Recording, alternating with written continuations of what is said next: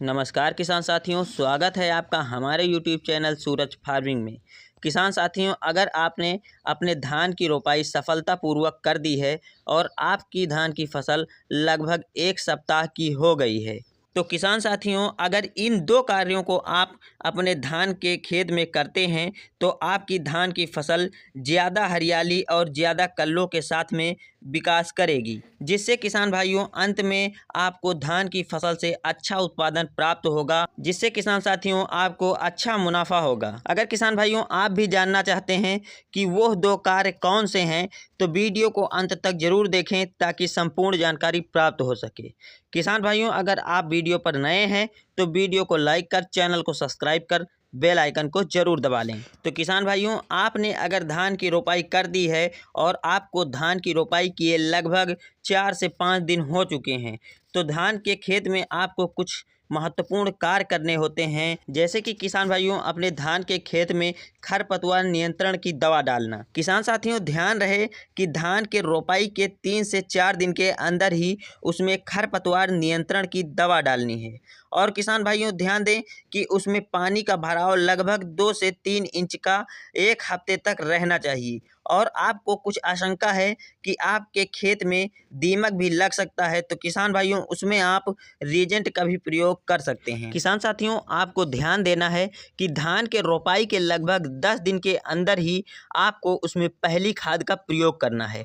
किसान साथियों, कुछ ऐसे हमारे किसान साथी हैं जो कि धान लगाने के लगभग 12 से 15 दिन बाद उसमें खाद का प्रयोग करते हैं, जिसके कारण किसान साथियों काफ़ी नुकसान होता है। तो किसान भाइयों, धान के रोपाई के लगभग 10 दिन के अंदर ही आपको उसमें खाद डालना है। अगर हम उसके मात्रा की बात करें तो किसान भाइयों 40 से 45 किलोग्राम प्रति एकड़ के हिसाब से आपको डाया लेनी है। और किसान भाइयों उसी में आपको लगभग 25 से 30 किलोग्राम सुपर का उपयोग करना है।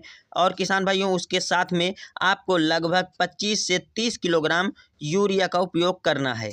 किसान साथियों, इन तीनों खादों को आपस में मिक्सचर कर लें। फिर किसान भाइयों आप अपने 1 एकड़ खेत में पहली खाद के रूप में डाल दें। अगर किसान भाइयों धान के रोपाई के लगभग 10 दिन के अंदर ही इन खादों का उपयोग अपने धान की फसल में करते हैं, तो आपकी धान की फसल में अच्छी तरह से ग्रोथ होगा और आपकी धान की फसल हरी हरी दिखाई पड़ेगी और आपकी धान की फसल में कल्लों का फुटाव बहुत ही ज़बरदस्त होगा। और किसान भाइयों अपने धान की फसल में लगभग 10 से 15 दिन बाद जिंक का प्रयोग करें। किसान भाइयों, अगर आप अपने धान की फसल में जिंक का प्रयोग करते हैं तो आपके धान की फसल के रोग प्रतिरोधक क्षमता को बढ़ा देती है, जिससे कारण किसान भाइयों आपकी धान की फसल में जल्दी कोई रोग नहीं लगेगा और आपकी धान की फसल हरी हरी दिखाई पड़ेगी, जिससे किसान भाइयों आपकी धान की फसल का बढ़वार बहुत अच्छे से होगा और आपके धान के फसल में कल्लों का फुटाव भी बहुत अच्छी तरह होगा, जिससे किसान भाइयों आगे चलकर अंत में धान की फसल से आपको अच्छा उत्पादन प्राप्त होगा। किसान भाइयों यह थी वीडियो धान की ग्रोथ के बारे में। अगर किसान भाइयों आपको ये वीडियो पसंद आई है तो वीडियो को लाइक कर, चैनल को सब्सक्राइब कर, बेल आइकन को जरूर दबा लें ताकि जो हमारी अगली आने वाली नई वीडियो हो आप तक पहुंच सके। किसान भाइयों फिर मिलते हैं किसी अन्य वीडियो में नए कंटेंट पर। तब तक के लिए नमस्कार, जय हिंद।